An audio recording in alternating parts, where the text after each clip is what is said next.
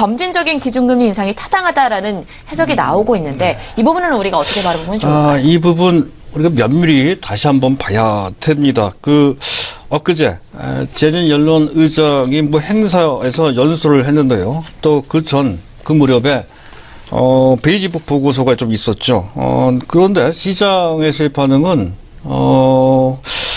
상당히 뭐랄까요. 현재 제니 옐런의 존재감을 느끼지 못할 정도로 그 반응이 별반 신통치 못했습니다. 별로 그렇게 신경 쓰지 않는 모습이었었다는 것이죠. 따지고 보면 지난 3개월 동안 최근과 같이 미국 연준 위원 및 더 나아가서 제니 옐런 의장이 그런 정도로 부각되지 못한 존재감을 발휘하지 못한 적은 최근 몇 년 동안 거의 없었던 것 같습니다. 그만큼 트럼프 랠리가 아주 강했다는 것이죠. 온통 전 세계 금융시장 참가자들, 특히 주식시장 참가자들은 트럼프 랠리에 환호하고 그 마약에 빠져 있었다 하는 건데요. 하지만 금리만큼 중요한 정책이 없죠. 현재 가장 중요한 정책이라 할 수 있겠습니다. 전 세계 주요국의 중앙은행 같은 경우는 존재 이유 자체가 금리 결정이죠.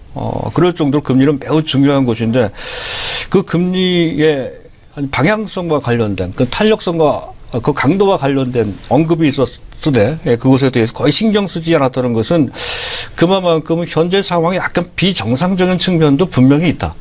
이렇게 이제 볼 수 있는 장면이고요.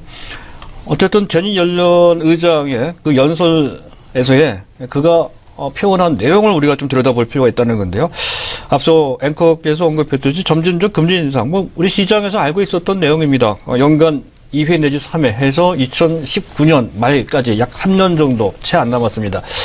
그때쯤 되면 미국의 기준금리 금리가 현재 한 3% 정도 가까이 근접할 것이다. 이렇게 이제 언급을 한 내용은 특별한 것은 없는데 어쨌든 우리는 알아둘 필요가 있겠고요.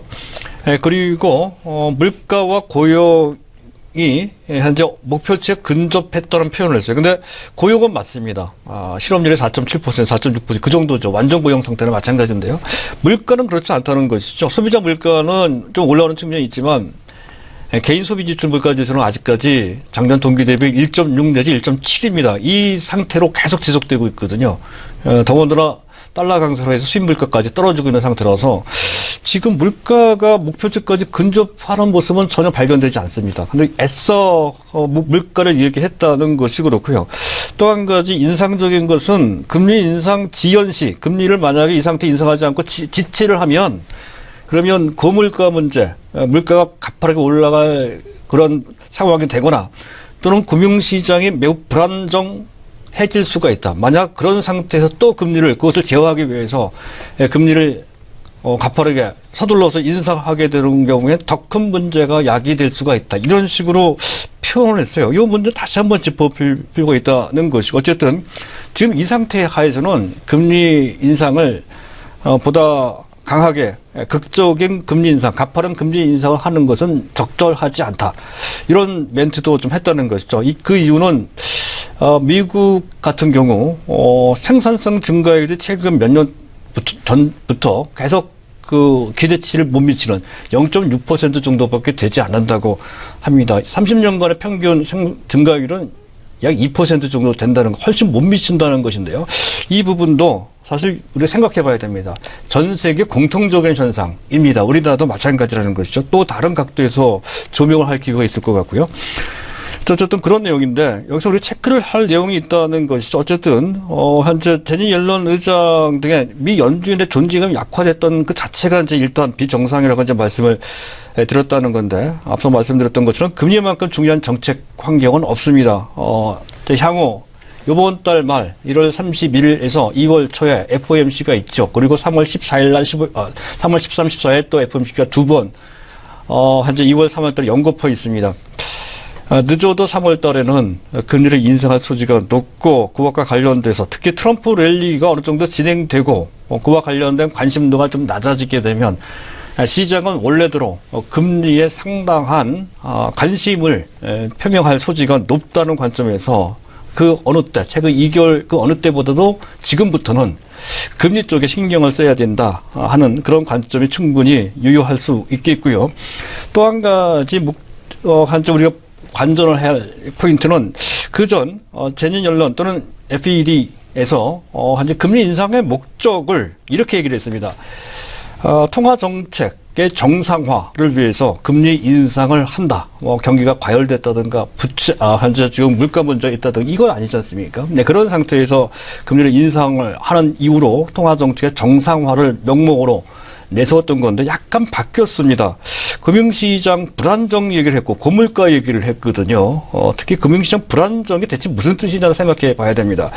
아마도 그것은 저금리에 의해서 한때 그것으로 표시되는 자산 가치가 많이 올라가는 것. 이것에 대해서는 3년 전 제니 옐런 의장이 취임할 때도 했던 얘기입니다. 트럼프 대통령 당선자도 언급했던 내용이죠. 그래서 이 부분에 좀 신경 써야 됩니다. 이 상태에서 만약에 그런 가치가 제어되지 않고 계속 올라가게만 한다면 더 큰 문제가 야기될 수 있다. 불안정해질 수 있다는 것을 직접적인 어떤 영향을 주지 않을 목적으로 애둘러서 돌려서 현재 표현한 것으로 그렇게 판단이 됩니다. 그리고 실제로 금리 인상과 관련된 억제력이 현재 나타나고 있다는 건데요. 조금 구분해서 볼 필요가 있습니다. 단기적인 영향 및 중장기적인 영향이 다르다 하는 것이죠. 일단 초기 사실은 금리 인상과 관련된 프레스는 2015년 재작년 지금으로부터 1년 6개월 전 2015년 7월 달에 있었습니다. 그때부터 금리 인상과 관련된 루트가 제시가 됐다는 것이죠. 그에 따라서 현재 크게 영향을 받은 섹터가 있습니다. 바로 고밸류주들이죠. 현재 미국 같은 경우는 바이오 제약주고요.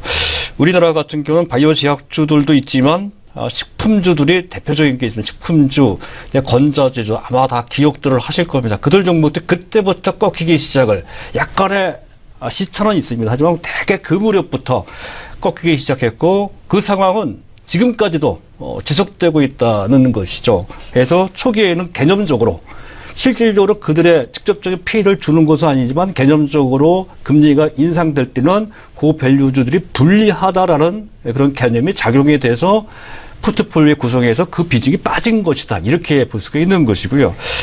그리고 중장기적 관점에서는 현재 실물적인 영향을 받는 거기에 증시도 영향을 받습니다. 그런 관점으로 봐야 된다는 건데 대개의 경우 금리 인상 사이클에 진입됐을 때 바로 영향을 받는 것이 아니죠. 그 대개는 경기가 좋을 때 금리 인상을 하기 때문에 그 관성에 의해서 일정 기간만큼은 현재 경제 상황이 좋습니다. 그에 따라서 현재 증시도 나쁘지 않은 그런 모습이 과거에 의해서도 이제 나타난다는 것이죠. 하지만 그러한 흐름이 지속되는 것이 금리 상승에 따라 계속 조금씩 억제되면서 어느 순간에 꺾입니다. 그 소요 기간이 1년 내지 2년 정도, 길게는 3년까지 갑니다. 그런 식으로 지속됐다가 그 이후에 그러한 억제력이 실효적으로 아주 강하게 작동이 되면서 증시 같은 경우는 급락하는 경우에 따라서요. 연착륙하는 경우도 있지만 대표적인 케이스가 1995년도 당시 그리고 2004년도 당시 특히 2004년도에는 무려 2년 동안 17차례에 걸쳐서 단 한 번의 예외 없이 FOMC가 열릴 때마다 매번 0.25%포인트씩 현재 올린 바 있습니다. 당시 1.0%였던 금리 수준이 5.25%까지 치솟아 올라간 적이 있었죠. 2004년부터 2006년 그리고 2006년 거쳐서 2006년 거쳐서 2007년, 2008년에 문제가 생겼죠. 그런 식입니다. 그래서 상황이 현재 반드시 낙관적이지 않고 그와 관련된 내재된 실물적 위험성이 깔려 있다는 것. 이것에 대한 윤곽을 잡아놓을